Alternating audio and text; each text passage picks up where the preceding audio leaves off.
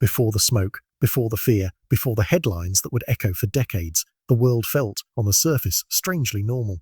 It was early September 2001. In New York, the day began like any other workday. Subways rattled under the city. Coffee shops filled with people rushing to offices. Traders checked their screens, secretaries sorted paperwork.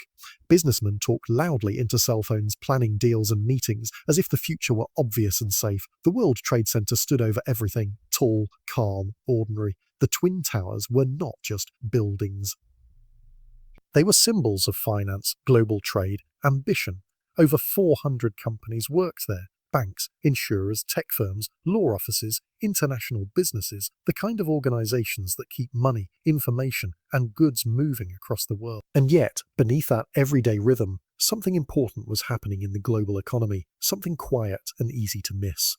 The dot-com bubble had already burst. Just 1 year earlier, tech stocks had crashed. Many internet startups had gone bankrupt. Investors were nervous.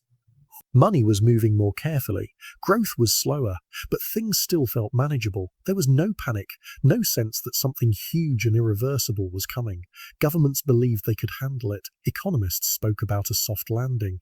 People trusted the system. Life carried on.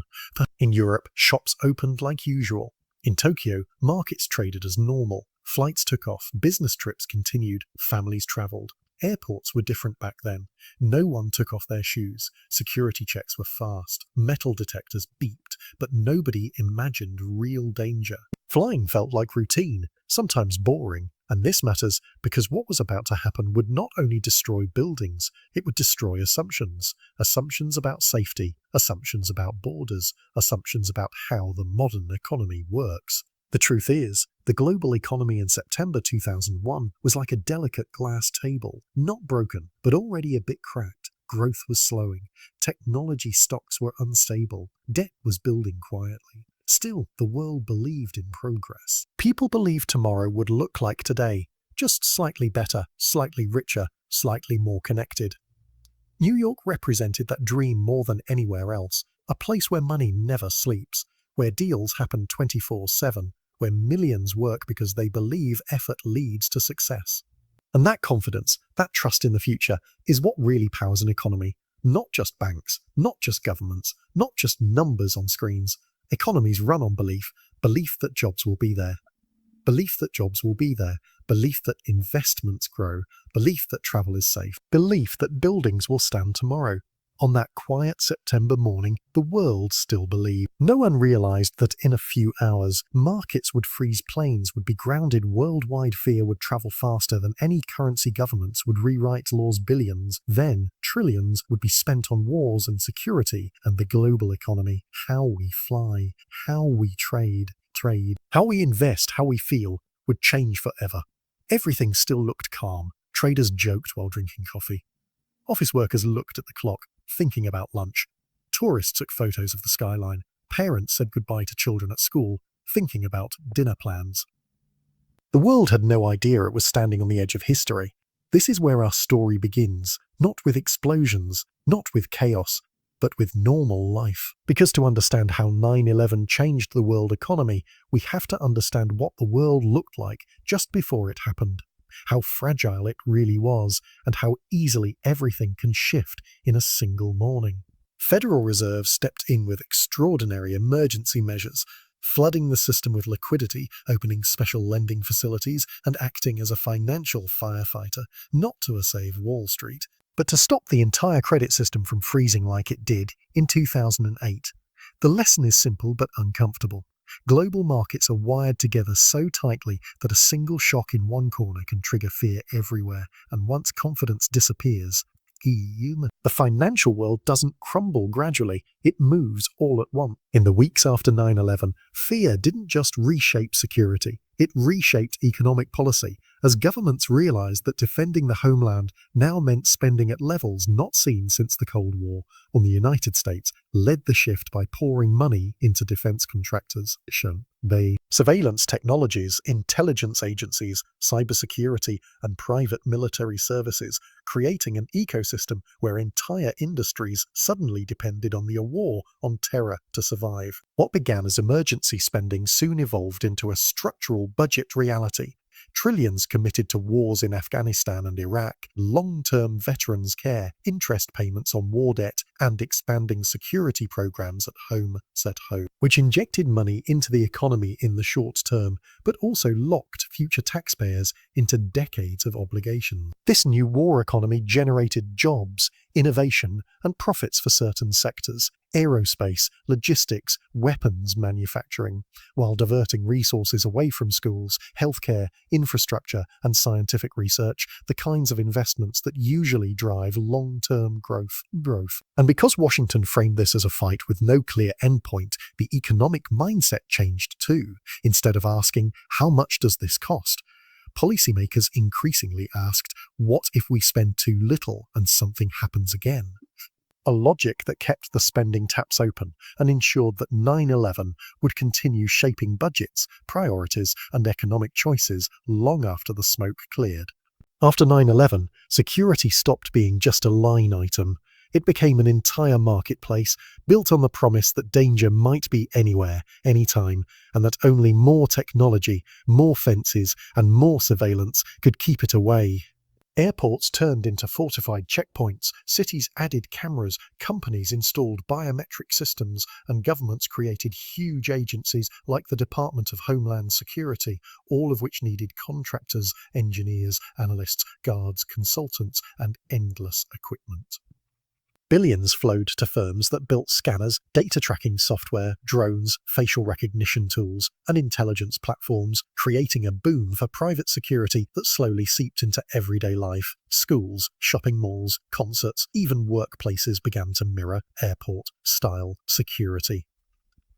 This spending created jobs and innovation, yes, but it also came with hidden costs, like longer wait times, more bureaucracy, higher airline fees, rising insurance costs, and a culture where suspicion itself became part of the economy. Instead of investing primarily in things that make people more productive, education, housing, research, countries increasingly spent to manage fear, and once those systems were in place, they rarely went away. When the Twin Towers fell, the shockwaves didn't just ripple through lives and neighborhoods. They tore through balance sheets across the insurance industry. The sheer scale of destruction on September 11, 2001, was unprecedented. Nearly 3,000 lives were lost, but the economic cost was staggering. Insurers faced claims totaling tens of billions of dollars. Buildings, airlines, and countless businesses were suddenly confronting losses that ranked among the largest ever recorded from a single disaster. The insurance world had long been familiar with natural disasters, from hurricanes to earthquakes, but terrorism suddenly felt like an entirely new, unpredictable threat. Prior to 9/11, terrorism risk was largely considered manageable. Companies could buy coverage, and premiums were relatively predictable. But the attacks exposed a crucial vulnerability.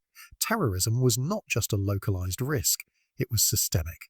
Insurers realized that a single coordinated attack could bankrupt multiple underwriters simultaneously. Suddenly, risk wasn't just about probability, it was about scale, uncertainty, and interconnectivity. Premiums soared, and some insurers pulled out of the market entirely. Businesses found themselves staring at coverage gaps or skyrocketing. This market panic forced governments to step in. In the United States, Congress passed the Terrorism Risk Insurance Act, TRIA, in 2002. Its goal was straightforward but powerful: stabilize the market so businesses could access insurance coverage without being priced out of existence. Created a shared public-private system where the federal government would step in to cover extraordinary losses from future acts of terrorism. It didn't eliminate risk, it reallocated it in a way that allowed commerce to continue even under new, heightened uncertainty. TRIA impact was immediate and enduring. Airlines, commercial real estate, and critical infrastructure industries could again plan and invest without fearing that one catastrophic event would collapse their insurance protection. Beyond its practical function, the act sent a signal. Terrorism had become a recognized economic force, one that could not be ignored by policymakers, investors, or corporate leaders. Businesses had to factor the cost of potential attacks into their financial models. Investors began thinking differently about risk, and insurers developed more sophisticated ways to price coverage, blending probability, historical precedent, and scenario modeling. The broader lesson goes beyond insurance premiums and policy language. 9/11 demonstrated that economic systems themselves are vulnerable to extreme, low-probability events, so-called black swans. Even businesses far removed from Wall Street or New York had to reconsider risk. How resilient were supply chains? How exposed were international operations to political instability or violent shocks? The ripple effect of 9/11 turned a niche concern, terrorism risk, into a central consideration for businesses worldwide. In the end, the story of insurance after 9/11 is more than financial. It's about adaptation. The industry, policymakers, and businesses collectively learned that certain risks, once dismissed as improbable, could reshape the very foundations of the economy. Taya became both a safety net and a wake-up call. In a world where terror can strike anywhere, the price of risk had changed forever. The attacks on September 11 didn't just shake New York's skyline. They shook the global economy in ways that many wouldn't fully understand until months later. In an interconnected world, confidence is currency. When markets saw smoke rising from the Twin Towers, investors didn't just fear losses in Manhattan. They feared a domino effect across continents. The International Monetary Fund, IMF, later documented this shock, noting that global trade, investment flows, and financial confidence all experienced abrupt turbulence. In the immediate aftermath, stock markets around the world tumbled. Panic selling gripped not only the United States, but Europe and Asia as well. Investors fled to safe havens like gold and US Treasury bonds, driving up their prices. Emerging markets, often reliant on foreign capital, faced sudden withdrawals, capital flight that left some economies teetering on the brink.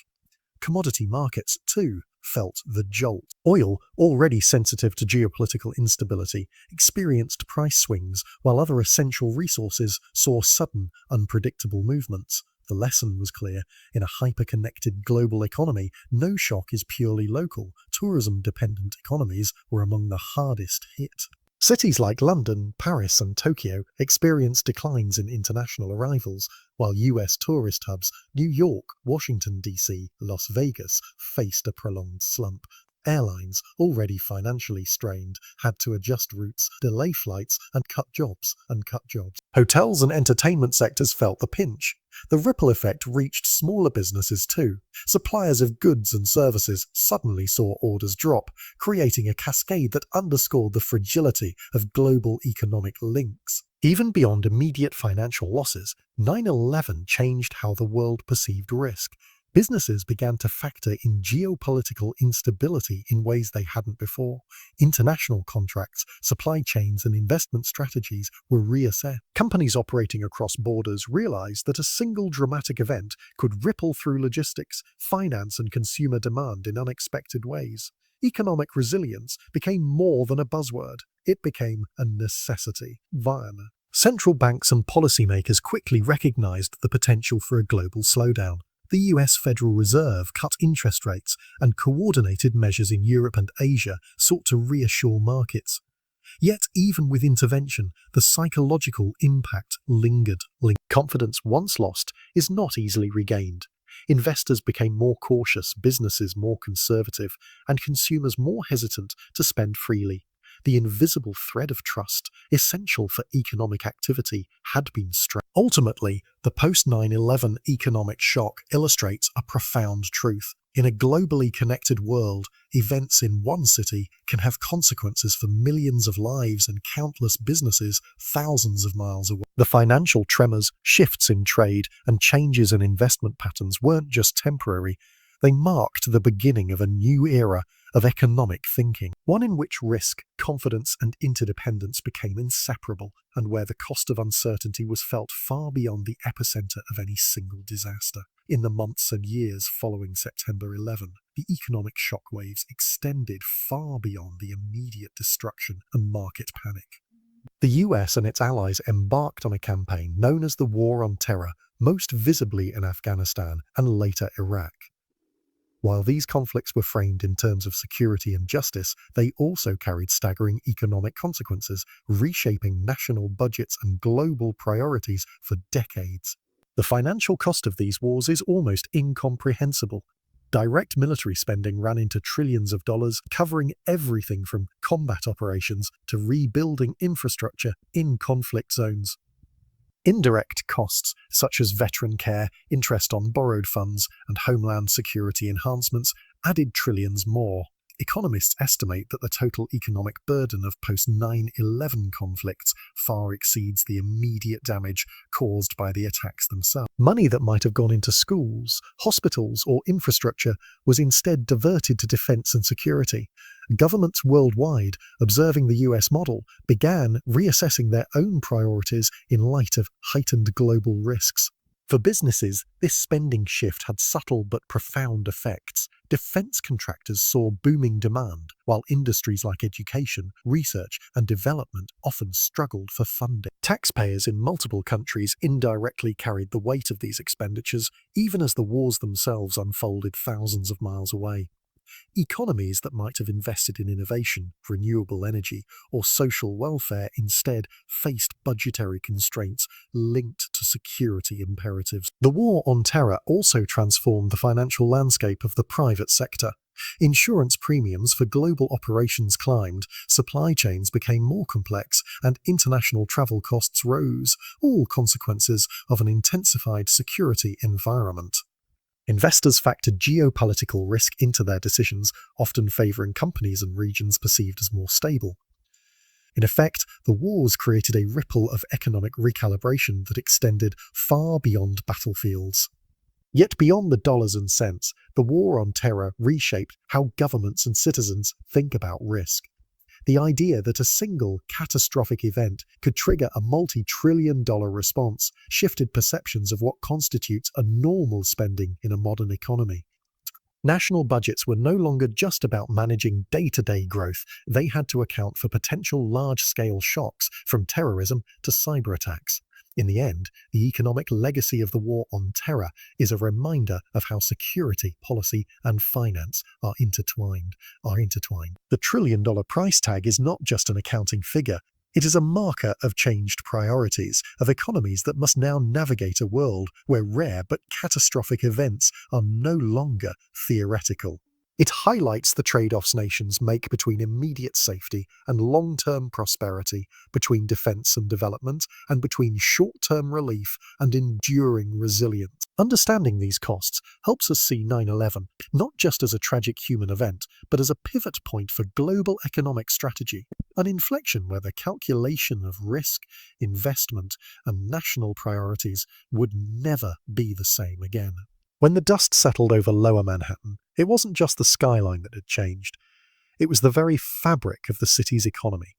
The attacks on September 11 reshaped how cities function, how businesses operate, and even where workers choose to locate. Manhattan, often described as the beating heart of the global financial system, faced a sudden need to rebuild not just buildings, but confidence, infrastructure, and patterns of economic activity.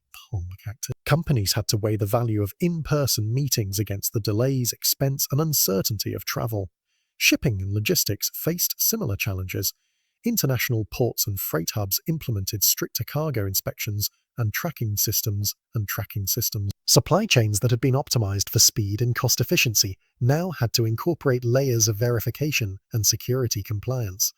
Delays weren't just inconvenient, they had real economic consequences. Perishable goods, just-in-time manufacturing, and global retail operations all felt the pinch.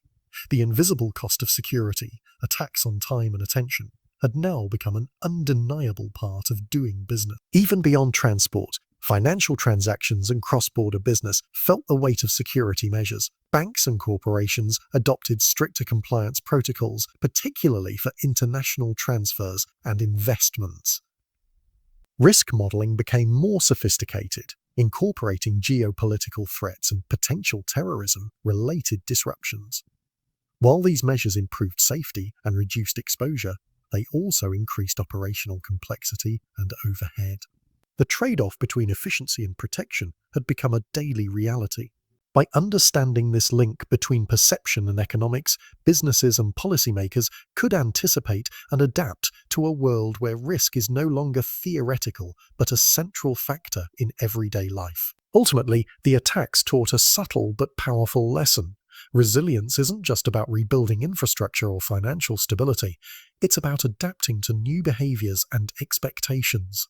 The world learned that in the face of risk, human choices are the ultimate economic force, shaping industries, cities, and entire markets long after the headlines fade. The events of September 11 marked a turning point not only for the United States, but for the global perception of terrorism and its economic implications.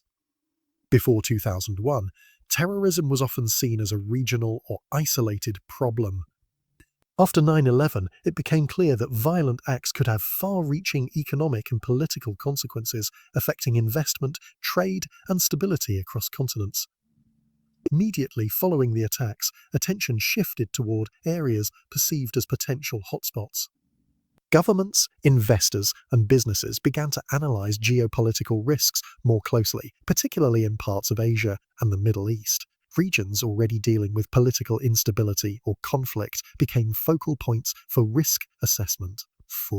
International investors were more cautious, reallocating capital to safer markets, which influenced growth patterns and development prospects in vulnerable economies. This shift in focus also influenced global security policy. Countries strengthened intelligence sharing, counter-terrorism measures, and diplomatic engagement to anticipate threats before they could disrupt economic activity. Border security, customs, and aviation protocols were standardized and intensified, not only in the US, but in other countries connected by trade and travel. These policies increased operational costs for international business, but they also aimed to prevent more destructive events that could destabilize markets. The economic effects of heightened global terrorism awareness extended to trade and supply chains. But companies became more selective about partners and locations, weighing security risks alongside cost efficiency. Multinational corporations began incorporating risk management strategies for politically sensitive regions, assessing potential disruptions to production, shipping, and operations. Insurance policies evolved to include terrorism coverage, and governments developed frameworks to support industries exposed to these risks. Tourism and foreign direct investment were also influenced. Areas associated with higher risk experienced slower growth, while stable regions attracted cautious capital and visitors. Even sectors not directly affected by attacks, like agriculture or services, had to adjust for potential disruptions in transportation or international commerce. The economic impact was subtle but persistent, highlighting the way perceived risk influences global decisions. Ultimately, the broader lesson of post-9/11 terrorism patterns is one of interconnectedness. Events in one region can alter confidence and economic behavior worldwide. Businesses, policymakers, and investors learn that security concerns are inseparable from economic planning. Understanding risk became a necessary component of decision-making, not a secondary consideration. The economic tremors from September 11 didn't end with markets reopening or buildings being rebuilt. They continued in the form of policy changes and financial regulation. The attacks highlighted vulnerabilities in the global financial system, exposing how quickly fear and uncertainty could ripple through markets. In response, central banks, governments, and regulators around the world reassessed the frameworks governing financial stability. Immediately after 9/11, liquidity became the first concern. Banks faced sudden withdrawals, and credit markets froze in certain areas as institutions sought safety. The US Federal Reserve acted quickly, cutting interest rates and providing emergency lending to ensure that the financial system kept functioning. Other central banks around the world coordinated actions, reflecting the interconnected nature of modern finance. These interventions were not only about preventing collapse, they sent a signal to markets that stability was a priority, restoring a measure of confidence amid uncertainty. Beyond short-term interventions, regulators recognized the need for structural change. Risk modeling, previously focused on standard market fluctuations, was updated to account for rare, high-impact events. Stress tests, contingency planning, and scenario analysis became integral to both banks and corporations. Financial institutions had to plan not only for conventional market cycles, but also for events that could cause sudden, dramatic disruptions. Securities and derivatives markets also saw changes. and derivatives markets also saw changes. Investors became more conscious of counterparty risk, credit exposure, and systemic vulnerabilities. Rating agencies adjusted methodologies to incorporate geopolitical events, and transparency requirements were strengthened. The focus shifted from purely profitability to resilience, recognizing that a single shock could cascade across institutions if safeguards were insufficient. Insurance and reinsurance sectors experienced a similar evolution. Beyond the immediate effects of claims from 9/11, policymakers introduced frameworks like the Terrorism Risk Insurance Act in the US, ensuring that extreme losses could be absorbed without destabilizing the broader financial system. These mechanisms balance the need for coverage with systemic risk management, illustrating how regulation had to adapt to a world where low probability but high impact events were suddenly very real. Even monetary and fiscal policy priorities shifted. Governments reconsidered how budget allocations could mitigate economic shocks, investing more in emergency preparedness, infrastructure resilience, and intelligence-driven risk assessment. While the changes were subtle, they collectively reinforced the principle that economic stability depends not just on market forces, but on proactive policy measures. Despite the immediate economic shock of September 11, the global economy demonstrated a notable degree of resilience.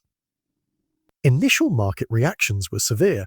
US stock exchanges were closed for several days, and the Dow Jones Industrial Average fell sharply upon reopening. However, reports from the Congressional Research Service, CRS, indicate that the US economy avoided a prolonged recession directly caused by the attacks, every CRS report. While certain sectors, particularly airlines, insurance, and tourism, faced significant short-term losses, overall GDP growth resumed within months. Airlines were among the most visibly affected industries. According to the US Bureau of Transportation Statistics, airline passenger numbers fell drastically in the months following 9/11, and several carriers filed for bankruptcy or required government support. Yet government interventions, including emergency loans and the creation of the Air Transportation Stabilization Board, helped the industry recover more quickly than initially feared. By 2003, passenger traffic had largely returned to pre-9/11 levels, demonstrating the effectiveness of targeted policy measures. Bureau of Transportation Statistics. The financial sector, too, recovered faster than expected. The Federal Reserve and other central banks implemented aggressive liquidity measures to stabilize credit markets. Federal Reserve Bank of St. Louis. While investor confidence was shaken, coordinated monetary policy helped prevent a broader financial crisis. By the end of 2002, most major U.S. banks had returned to profitability, and credit availability improved, allowing businesses to continue operations and investments. Internationally, economies closely tied to the US also showed resilience. Mine reports indicate that while global trade slowed temporarily and emerging markets experienced capital outflows, these effects were largely short-lived. Countries like Canada, Germany, and Japan saw only minor impacts on GDP growth, reflecting both strong economic fundamentals and rapid policy responses. Tourism-dependent regions experienced slower recoveries, but adaptation strategies, including enhanced security measures and marketing campaigns, helped restore visitor confidence. Importantly, 9/11 did not trigger systemic collapse in global supply chains or long-term investment flows. Studies from the World Bank highlight that while firms initially paused expansion or reassessed risk exposure, most continued with planned investments once immediate uncertainties eased. Businesses adapted by implementing more robust risk management and contingency planning without abandoning core operations. World Bank. The legacy of September 11 extends beyond the immediate human and economic costs, influencing policy, travel, finance, and security on a global scale. Researchers and official reports suggest that the attacks reshaped priorities across governments, businesses, and individuals, highlighting vulnerabilities in both physical infrastructure and economic systems. Federal Reserve Bank of St. Louis. One of the most visible legacies is in travel and aviation security. The U.S. Transportation Security Administration, SAR, created shortly after 9/11, implemented extensive screening procedures and passenger identification protocols that became a global standard. Studies from the US Government Accountability Office indicate that these measures, while adding operational costs, significantly reduced risks to commercial aviation, GAO. Airlines, airports, and international travelers adjusted to a new norm which continues to influence operational budgets and passenger behavior decades later. Financial regulation also evolved. The attacks underscored the systemic risks posed by large concentrated shocks. Central banks and regulatory agencies updated stress testing and risk management practices, while the introduction of terrorism insurance schemes, such as the Terrorism Risk Insurance Act, helped stabilize markets exposed to catastrophic events. Investopedia, Wikipedia. These measures strengthened resilience and introduced a model for addressing rare but high-impact risks in other sectors. Government spending priorities were permanently altered. Research from the Congressional Budget Office shows that defense and homeland security budgets expanded significantly in the years following 9/11. Often at the expense of other public investments in infrastructure, education, or research, So, this shift influenced not only US fiscal policy, but also encouraged other nations to reassess their own security-related expenditures. In addition, the attacks influenced global risk perception and behavior. IMF reports note that investors, businesses, and consumers became more conscious of geopolitical instability and terrorism risks. This heightened risk awareness affected investment flows, supply chain strategies, and insurance planning. Tourism and multinational operations integrated security considerations into long-term strategy, altering economic behavior worldwide. IMF, World Bank. However, research also highlights the economy's adaptability. Despite these extensive changes, the global economy continued to grow, and many sectors adapted without permanent disruption. The lessons learned from 9/11 shaped resilience planning and risk management, embedding preparedness into both public policy and private sector operations. Every CRS report, World Bank,